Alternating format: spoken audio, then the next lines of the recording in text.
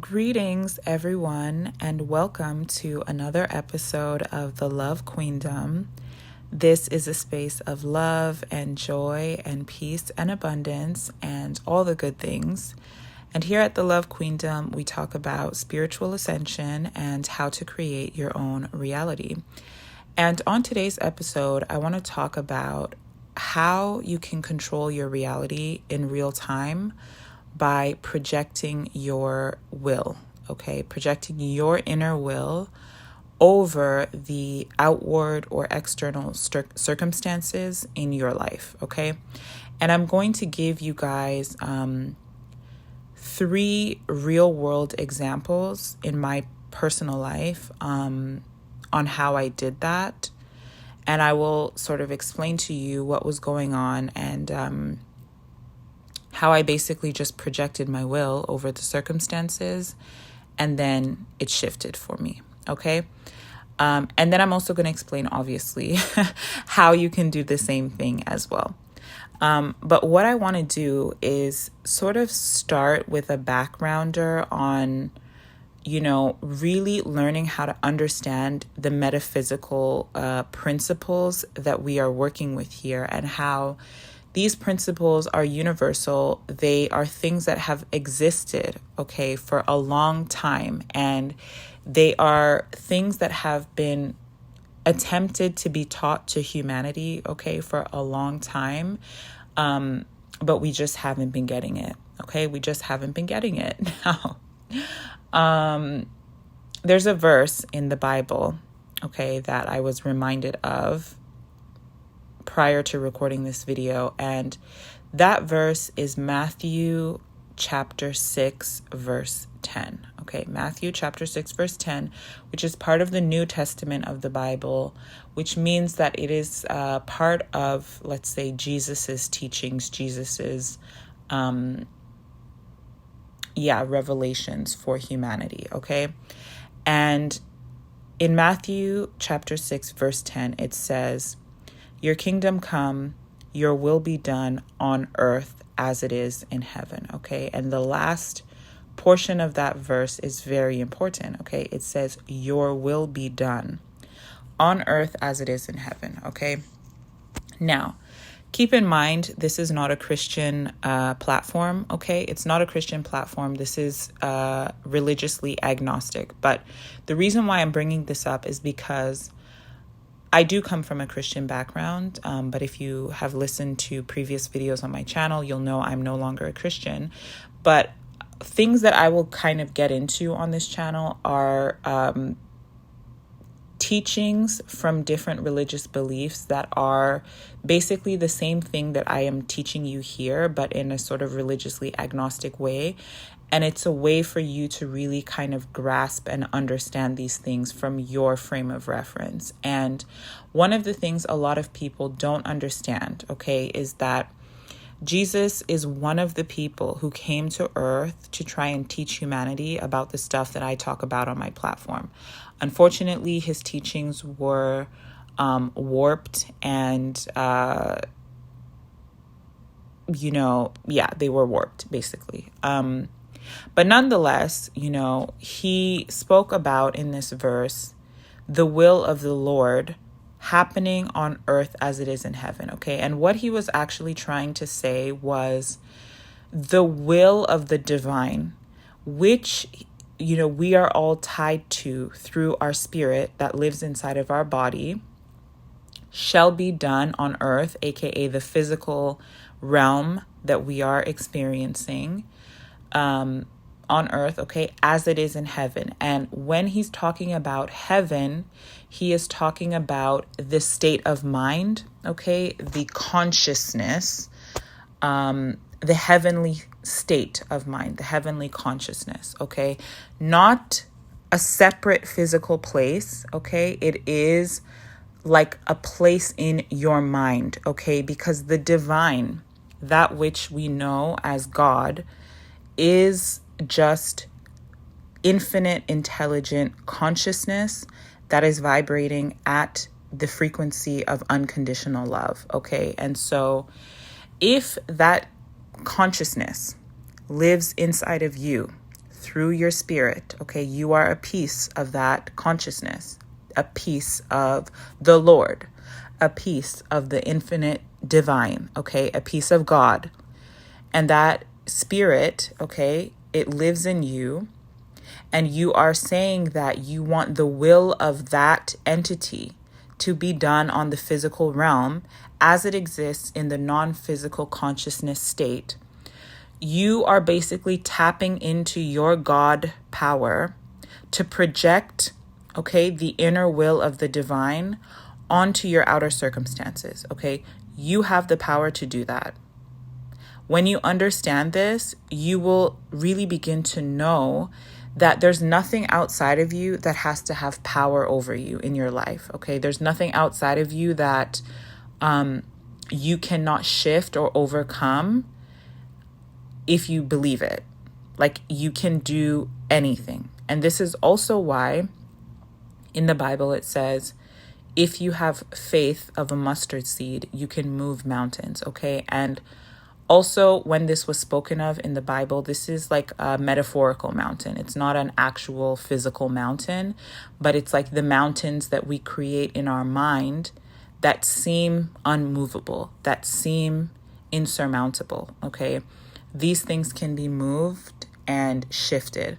So I'm going to give you a few examples from my own life of how I was able to do this in real time, okay? The first example that I want to talk about is a manifestation I've spoken about on my channel previously, which was how I manifested my family's dream home, okay? And basically, in part of that story, I had found this house that I wanted to buy with my family, and we didn't have everything that we needed, actually, at the time that we decided to purchase the house, but I really just moved in faith that everything that we needed would fall into place and the house would be ours, okay? And so during this whole home buying process, we actually were able to take possession of the home before we were actually the official owners of the home, because we did the purchase sort of as a rent-to-own agreement. And so after we had taken possession of the home, I was still working on sorting out the financing in order to execute the home purchase. And so there was a lot of uncertainty in that whole situation. And I think anyone else in my situation could have easily given into the fear of, oh my gosh, what if we don't get the financing on time and we lose out on all the money that we put into this, and, you know, we are going to eventually have to move out of the house, and just, you know, catastrophic ending. But basically, I just continued to pull my mind up, you know, energetically. I would pull myself up and I would say to myself, no, you know, this house is ours. We would not have come this far on this home buying journey if we weren't meant to be the owners of this house, okay? This house has absolutely everything that we have asked for, okay? And even the process that we were going through in order to become the owners of the home, we would not be in that process, which was a very unusual process, if we were not meant to be the owners of this home, okay? This is what I kept telling myself, and I kept projecting my mind and my will onto the circumstance, you know, even when there were challenges with the financing going through, and even when I didn't have all the money that we needed to complete the purchase in my account while all of this stuff was going on.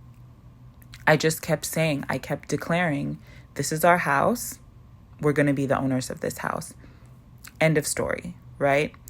And me being fearless to push my will onto the circumstances that were going on around me, this is how you shift things around in your reality.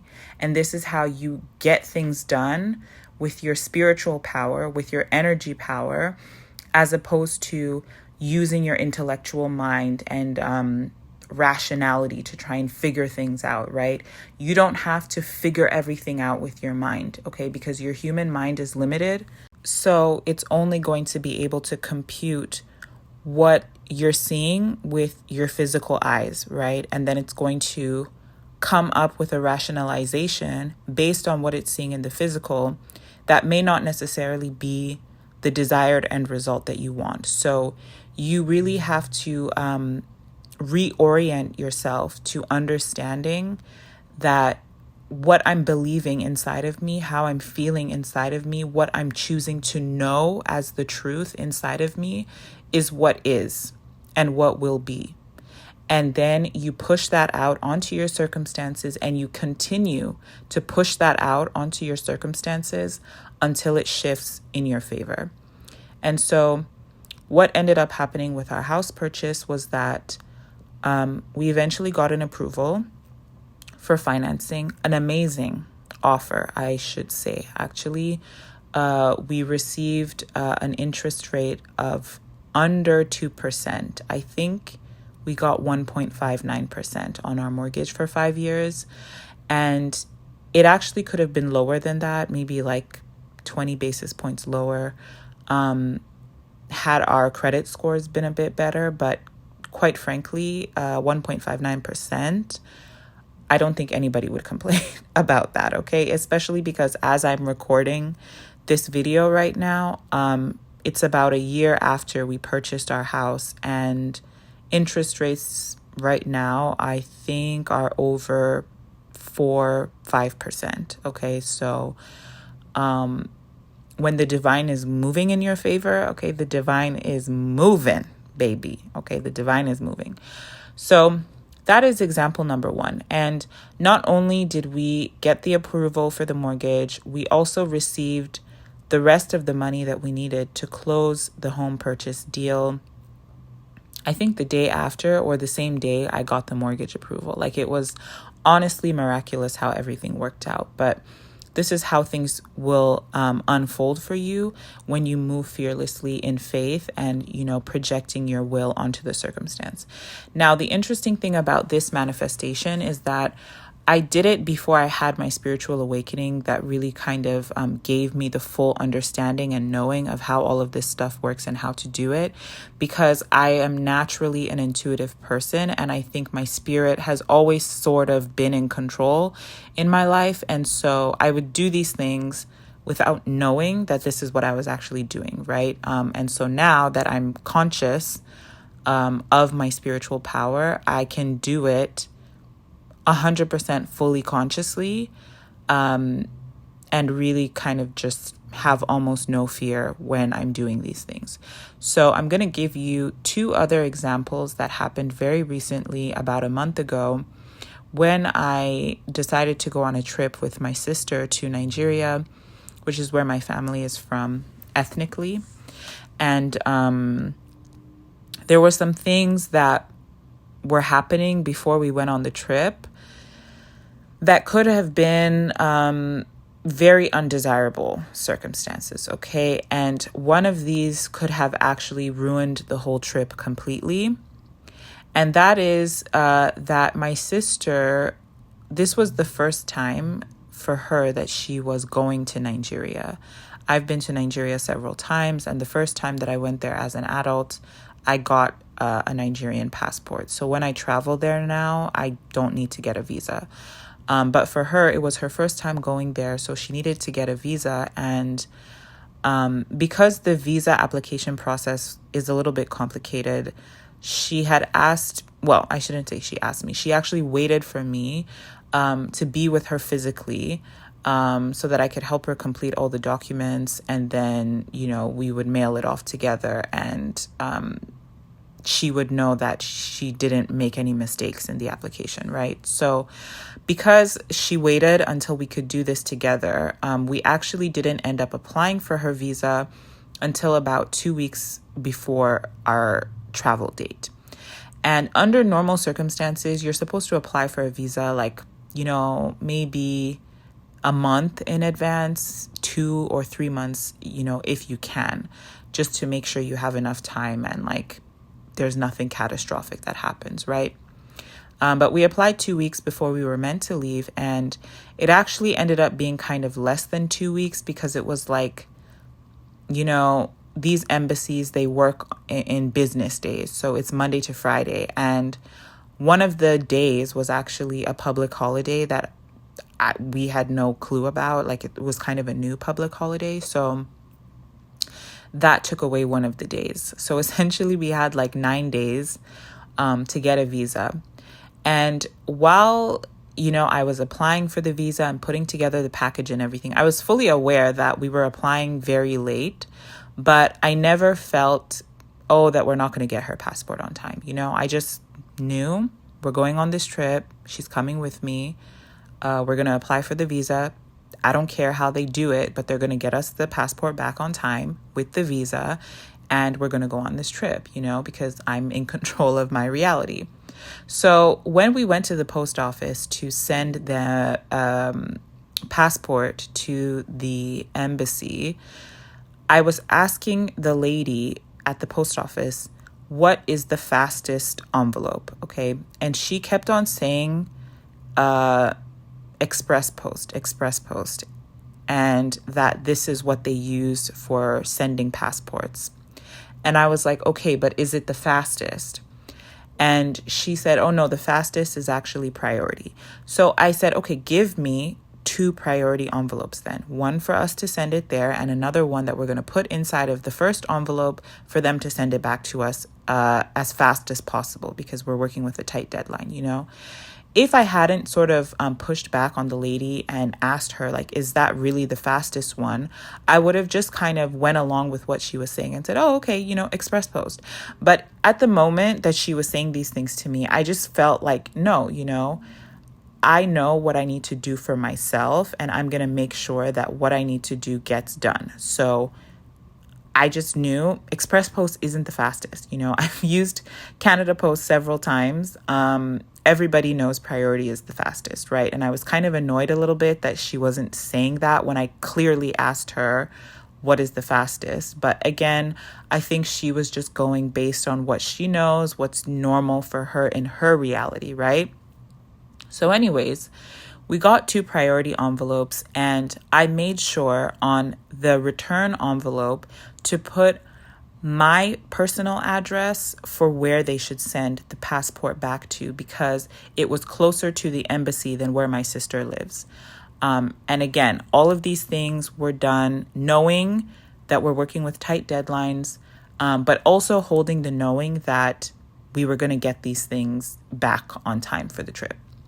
So we sent off the passport, and then we were kind of waiting to get any updates on the processing and everything like that. And while this was going on, I think, the days were passing. There was some anxiety starting to brew, but there was kind of a calmness in my spirit that, we're going to get the passport on time. Like, I just knew, right? And so what ended up happening were some very, unusual favor that was granted to us, where we were kind of given the personal number of someone who works at the visa processing department, and they were really on her file, following up on it and making sure that, okay, yes, the visa was processed. They were meant to send out a batch of the passports on XYZ day, but I don't know if your passport is going to be part of that batch. Let me see if I can pull it out and send it to you myself. And, there was just things that they wouldn't normally do for someone, right? But they did it for us, and they made sure that her passport was in the mail as quickly as possible. And then, as I mentioned, there was a holiday that we weren't aware of. So even though the passport was sent, let's say, on time, because there was a holiday, Canada Post wasn't delivering mail. They weren't processing stuff, really. So that put another delay into us receiving the passport. And to make a long story short, what actually ended up happening was that we didn't get her passport until 2 hours before our flight. We had to pick the passport up actually at the post office depot where they sort out the mail before final delivery, which happened to be like 10 minutes away from my house. So that was really a divine favor. And again, all while this was unfolding, I just kept holding the knowing and projecting out that knowing and that will that we're going to get her passport on time, and we're going to make our flight, and we're going to go on this trip, and we're going to go on this trip, right? And so it happened. If I had allowed myself to give into the fear and the doubt, I would have just, probably told my sister, let's just reschedule to November or another time. We can go another time, and just kind of given up on it because I didn't think we could get her passport on time.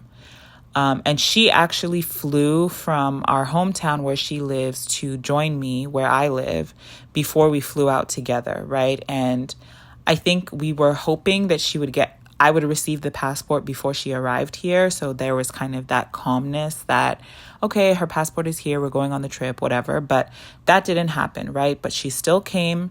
We still just kept moving as if, we're going on the trip, right? There was no shifting around of our plans to accommodate for the fact that we hadn't received the passport yet. Because when you do that, you are giving mixed energy to your reality, where you're allowing the doubt to creep in to your circumstances. And you can't do that, because that is exactly how you get undesirable results in your reality. So I projected my will on that circumstance. We got the passport on time. We made it to the airport on time. We got through security on time. We got to our gate on time. Okay. Everything was very tight. I'm not going to lie. It was really tight. It was really stress inducing and a lot of anxiety, but I just knew, and I just kept projecting my will and moving how we needed to move in order to get the results that we needed to get. And honestly, we ended up going to Nigeria and having an absolute amazing time. That was probably one of the best trips of my life. It was so fun, and it was really so rewarding for me to take my sister to our home country and to be able to show her all the things that she was able to see. And so, it was great. It was honestly a blessing. The last example that I want to talk about also has to do with our trip to Nigeria, and it has to do with a beach house that I rented for a group of my friends who were also going to be in Nigeria at the same time. And I had made a mistake and booked the beach house on the wrong day. Okay, what actually happened was I had agreed with my friends to book it for Tuesday when we wanted it to be on a Wednesday. We had collectively agreed to switch it to Wednesday, but I forgot to switch it with the people. So I kind of was dragging my feet to give them the payment for the property. And once I finally did, I forgot to confirm the day with them. And then I sent them the payment. And then I received a message from one of the coordinators of the beach day saying that, I received your payment. Just confirming this is for Tuesday.